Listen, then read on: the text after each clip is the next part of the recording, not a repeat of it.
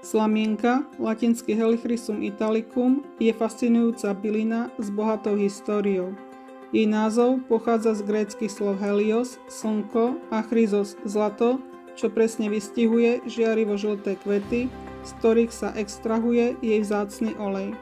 Známa je aj pod názvom immortelle a považuje sa za symbol nesmrteľnosti a večnej krásy.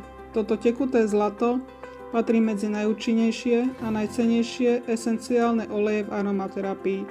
Vďaka silným, regeneračným, protizápalovým a hojivým vlastnostiam pomáha zmierniť začervenanie pleti, podporuje obnovu buniek a napomáha regenerácii pokožky.